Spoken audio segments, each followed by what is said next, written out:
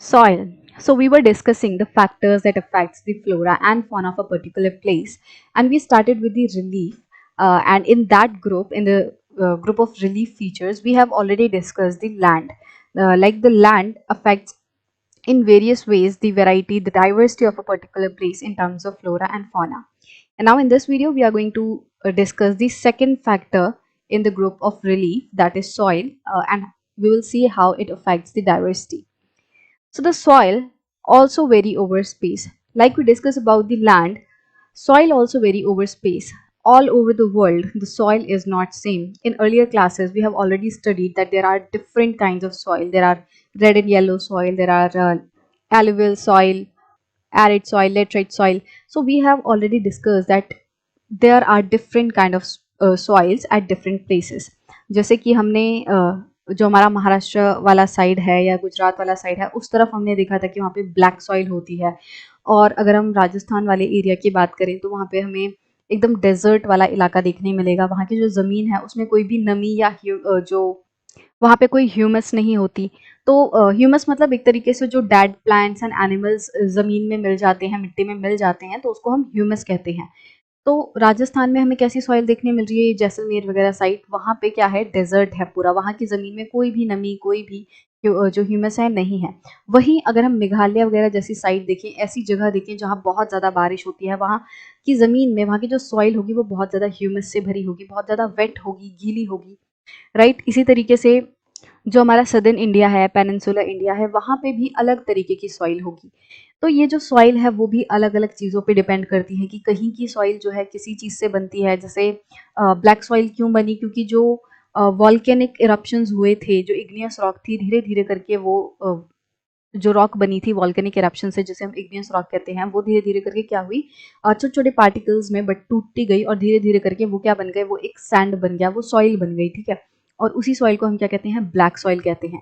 इसी तरीके से जो सॉइल नदियों के आस-पास रहती है, जहाँ जिस जगह से नदी बह रही है, उस नदी के आस-पास की जो ज़मीन है वो बहुत ही ज़्यादा फर्टाइल होती है, ठीक है? तो उसको हम क्या कह रहे हैं, वो एलुवियल सॉइल है, क्योंकि उसके ऊपर एलुवियम जो है वो डिपॉज़िट हो जाता है। तो जो सॉइल है वो खुद जगह से जगह पे वेरी करती है, और उसके कारण, उसके भी बहुत सारे कारण हैं कि क्यों सॉइल एक जगह से दूसरी जगह पे अलग होती है। तो अब जब सॉइल जो है वो एक जगह से दूसरी जगह पे अलग होगी तो उसमें जो पेड़ पौधे होने वाले हैं वो भी अलग होंगे, क्योंकि सेम ज़मीन पे हर चीज़ नहीं हो सकती। मान लो आप कहो कि ब्लैक सॉइल पे हम सारी चीज़ें उगा दें, हम चावल, गेहूँ, कॉटन या दाल, सारी चीज़ें क्या हम ब्लैक सॉइल पे उगा सकते हैं? नहीं उगा सकते। मतलब वो उग तो जाएगा बट फसल अच्छी नहीं होगी, क्योंकि हर जो प्लांट है, हर जो पौधा है, जो फसल है, उसको उगने के लिए कुछ रिक्वायरमेंट्स होती हैं, कुछ चीज़ों की ज़रूरत होती है। तो हर सॉइल पे जो होगा क्या होगा, उस पे उस सॉइल के अकॉर्डिंग ही वेजिटेशन होगी। जैसे कि ब्लैक सॉइल का ही एग्जांपल लेते हैं कि ब्लैक ब्लैक सॉइल में जो कॉटन है वो बहुत ही अच्छी होती है, क्योंकि जो भी चीज़ें कॉटन के प्लांट को चाहिए वो ब्लैक सॉइल में अवेलेबल होती हैं। इसी तरीके से जो राइस है, राइस की खेती कहाँ पे अच्छी होगी? ऐसी ज़मीन में होगी जो बहुत ज़्यादा वेट है, जो बहुत ज़्यादा फर्टाइल है। तो अगर अलग-अलग सॉइल हैं, उसी के हिसाब से जो उसके ऊपर वेजिटेशन होने वाली है वो भी अलग-अलग होती है, ठीक है? क्योंकि हर तरह की सॉइल जो है वो अलग तरीके के प्लांट्स को सपोर्ट करेगी। So different types of soil provides basis for different type of vegetation. तो ये चीज़ क्या बोल रही है कि अलग-अलग जो सॉइल हैं वो अलग-अलग तरीके की वेजिटेशन को सपोर्ट करती हैं। एक पर्टिकुलर टाइप ऑफ सॉइल में आप अलग तरीके के पेड़-पौधे पाओगे, वहीं दूसरे तरह की जो सॉइल होगी उसमें आपको अलग तरीके के पेड़-पौधे मिलेंगे। The sandy soils of desert supports cactus and thorny bushes, while wet, marshy deltic soil support mangroves and deltic vegetation. अब जो सैंडी सॉइल होती है, मतलब कि जो एक तरीके से रेत वाला इलाका है, रेगिस्तान है, वहाँ पे क्या होता है, वहाँ पे कैक्टस और थॉर्नी बुशेस को, मतलब जो कांटेदार झाड़ियाँ होती हैं, वो हमें वहाँ पे पाई जाएंगी। जो रेगिस्तान है वहाँ पे हमें किस तरीके के पौधे देखने मिलेंगे? कैक्टस जैसे, और थॉर्नी बुशेस मतलब कांटेदार बुशेस, कांटेदार झाड़ियाँ, वैसी चीज़ें देखने मिलेंगी। वहीं अगर ऐसी मिट्टी है जो कि बहुत ही ज़्यादा गीली है, जो हमारे डेल्टिक सॉइल है, मतलब जो डेल्टा वाला एरिया होता है, उस पे जो सॉइल मिलेगी आपको, ऐसे इलाकों में कैसे पेड़ पौधे आपको देखने मिलेंगे? मैनग्रोव्स देखने मिलेंगे, ठीक है? मैनग्रोव्स क्या होते हैं?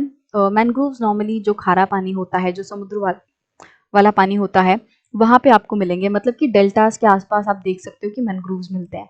मैनग्रोव्स क्या होते हैं, वो इस तरीके से उनकी ऐसे जो जड़ें हैं वो एकदम टैंगल्ड होती हैं और ऊपर वो पेड़ होते हैं, ठीक है, ऊपर पेड़ है। और इनकी जो जड़ें हैं वो एकदम टैंगल्ड होती हैं और ये पानी में, जैसे आधा आधा यहाँ पे पानी भरा होगा और फिर ये मैनग्रोव्स के जो हैं वो उगेंगे। तो मैनग्रोव एक तरीके से वो वाले पेड़ होते हैं जो कि खारे पानी में उगते हैं और जो कि पानी में ही रहते हैं। जैसे कि मैनग्रोव्स आपको देखने मिलेगा कि लगभग इतना आधा पानी भरा होगा और नीचे इनकी जड़ें होंगी, ठीक है, और ऊपर पेड़ होंगे और इनकी जड़ें जो हैं वो एकदम ऐसे टैंगल्ड होंगी, एकदम एक दूसरे से ऐसे जुड़ी हुई होंगी। तो इस तरीके की जो वेजिटेशन है मैनग्रोव वेजिटेशन है, डेल्टिक वेजिटेशन है। डेल्टिक मतलब ऐसी वेजिटेशन जो कि डेल्टा वाले रीजन में पाई जाती है।